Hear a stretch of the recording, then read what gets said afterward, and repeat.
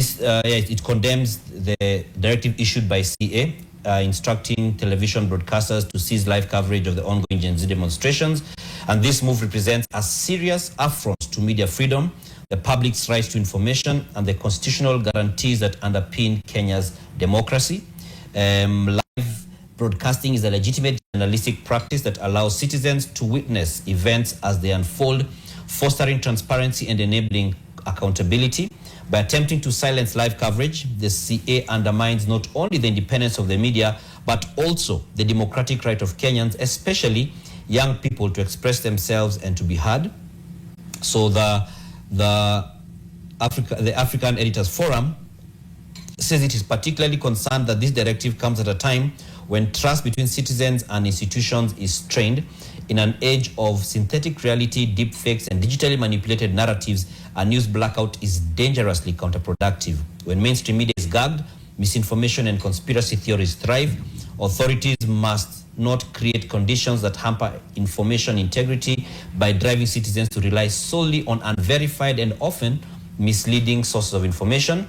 Instead of suppressing coverage, authorities should focus on ensuring the law enforcement upholds the rights of protesters and respects the freedoms enshrined in Kenya's constitution, including the freedom of expression, freedom of the press, and the right to peacefully assembly.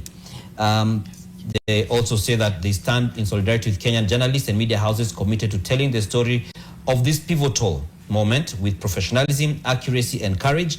And they urge the CA to immediately rescind this directive and reaffirm its commitment to media independence and constitutional order, and calls on all regulatory authority agencies to act within the confines of the law, uphold international standards on freedom of expression, and engage constructively with the media sector rather than resorting to censorship. The future of democracy in Africa, and indeed the legitimacy of public institutions, depends on an informed citizenry, not on the concealment of public dissent. And this has been signed by Churchill Otieno, who is the president of the African Editors Forum.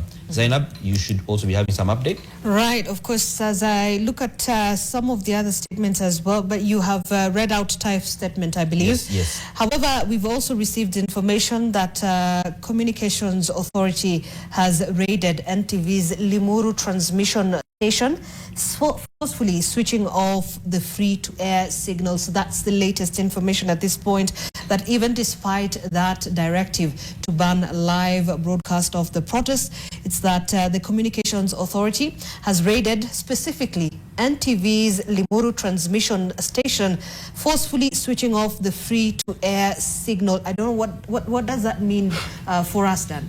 It means that some of our signal is not available on some platforms, on some set-top boxes. But as we have been saying, we are still available online on our social media platforms, on YouTube, X, Facebook, name it. We are still available there. And as well as the website, that's ntvkenya.co.ke. You can still get our stream there, as well as the different stories that we're putting out, even as we update this. And like Zainab had rightly put, we have also been having live blogs on nation.africa, where you can see, just updates from different parts of the country.